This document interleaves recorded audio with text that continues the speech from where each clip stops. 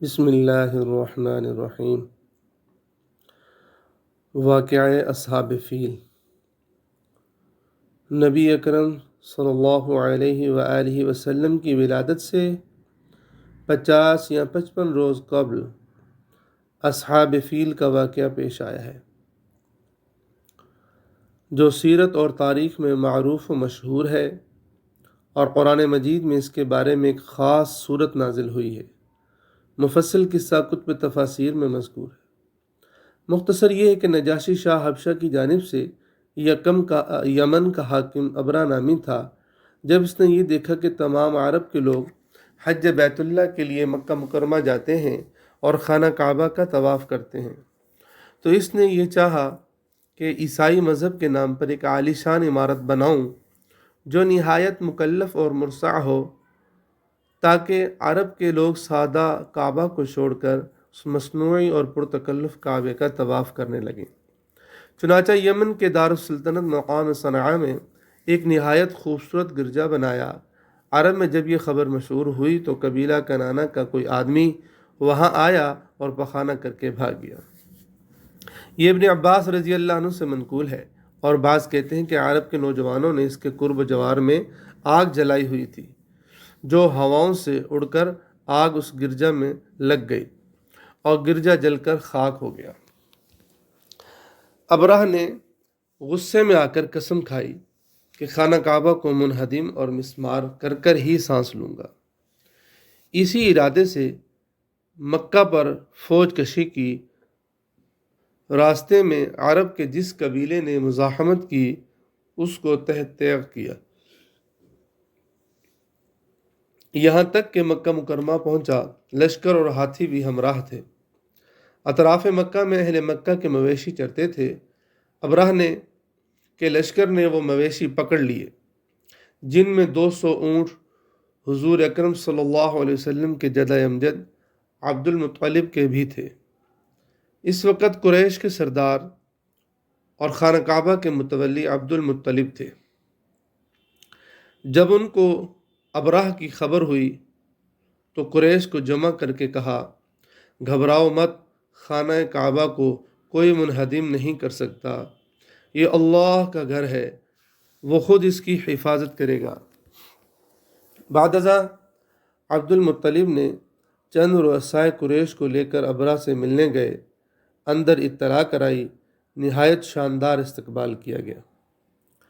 حق جل شانہ نے عبد المطلب کو بے مثال حسن و جمال، عجیب عظمت و ہیبت اور وقار و دبدبہ عطا فرمایا تھا، جس کو دیکھ کر ہر شخص مرعوب ہو جاتا تھا۔ ابرہ نے عبد المطلب کو دیکھ کر معروب ہو گیا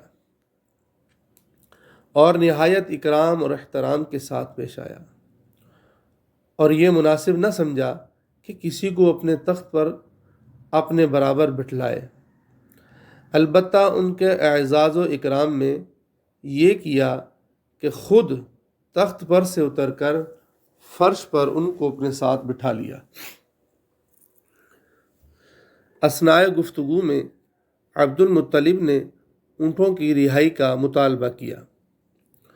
انہوں نے متعجب ہو کر کہا،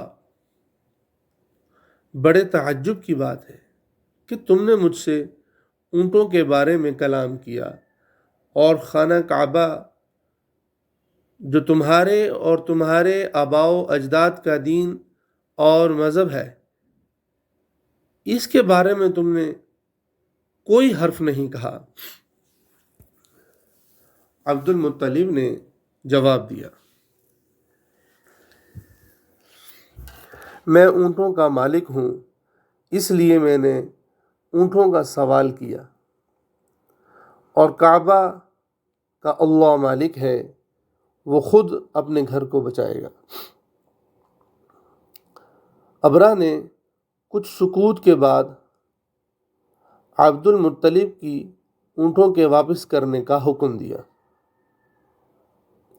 عبد المطلب اپنے اونٹ لے کر واپس آ گئے اور قریش کو حکم دیا کہ مکہ خالی کر دیں، اور تمام اونٹوں کو خانہ کعبہ کی نذر کر دیا، اور چند آدمیوں کو اپنے ہمراہ لے کر خانہ کعبہ کے دروازے پر حاضر ہوئے کہ سب لوگ گڑ گڑا کر دعائیں مانگیں۔ عبد المطلب نے اس وقت یہ دعائیہ اشعار پڑھے۔ ترجمہ: اللہ، بندہ اپنی جگہ کی حفاظت کرتا ہے، بس تو اپنے گھر کی حفاظت فرما۔ ترجمہ: اور اہل صلیب اور صلیب کے پرستاروں کے مقابلے میں اپنے اہل کی مدد فرما۔ ترجمہ: اور ان کی صلیب اور ان کی تدبیر تیری تدبیر پر کبھی غالب نہیں آ سکتی۔ ترجمہ: لشکر اور ہاتھی چڑھا کر لائے ہیں تاکہ تیرے عیال کو قید کر سکیں۔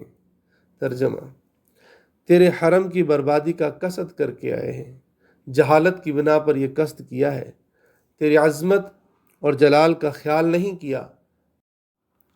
عبد المطلب دعا سے فارغ ہو کر ماں اپنے ہمراہیوں کے پہاڑ پر چڑھ گئے اور ابرہہ اپنے لشکر لے کر خانہ کعبہ کو گرانے کے لیے بڑھا۔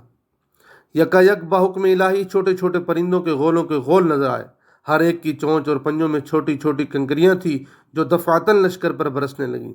اللہ کی قدرت سے کنکریاں گولی کا کام دے رہی تھی، سر پر گرتی تھی اور نیچے سے نکل جاتی تھی۔ جس پر وہ کنکری گرتی تھی ختم ہو جاتا تھا۔ غرض یہ کہ اسی طرح ابرے کا لشکر تباہ ہوا اور برباد ہوا۔ ابرہ کے بدن پر چچک کے دانے نمودار ہوئے، جس سے اس کا کام تمام ہوا۔ اس کا بدن سڑ گیا، بدن سے پیپ اور لہو بہنے لگا، یک کے بعد دیگر ایک ایک عضو کٹ کٹ کے گرتا جاتا تھا۔ آخر کار اس کا سینہ پھٹ پڑا، دل باہر نکل آیا اور اس کا دم آخر ہوا۔ جب سب مر گئے تو اللہ تعالی نے سیلاب بھیجا جو سب کو بہا کر دریا میں لے